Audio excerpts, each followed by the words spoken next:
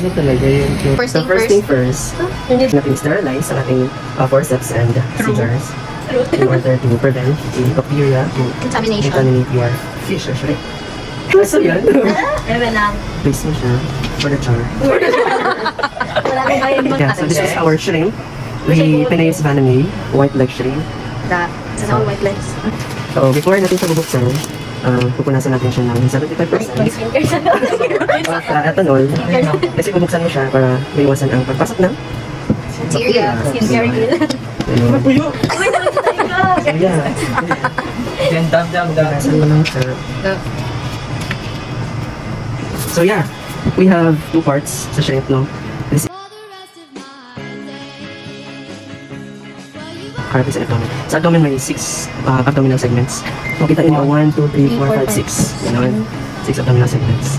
So this is antenna. Periopods or walking legs. Very good. This is the pleopods or the swimming legs. This is uropods or fantail. Congratulations! Tapos na to. That's the external Yeah, part. that's the external part. That's it. And then, paano ito ng carpus? Don't really. Pila-pila, guro hindi. Ngayon ko na lang ulo niya. Na. So, stomach. The heart something na dari. Dari. And then, ano ang hapatapang Krias. Yeah. This is the heart, ay stomach. Heart na dari. And this is the hapatapang Krias. Yeah. So, may dugtong na siya. Ang brain cells ang tam. Princess. Brainless siya. Charis. And then, ang ang gut niya. Ang ugat. Charis. Pwede mali pulos ang vlog. I mean, gara-gara. Hindi ka katawa. Yeah, pero ano man siya ma.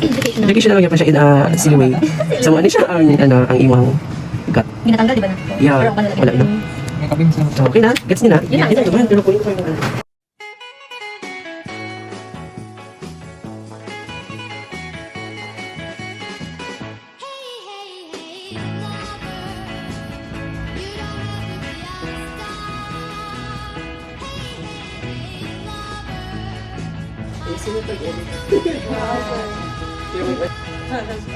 Hello, truth. Guys.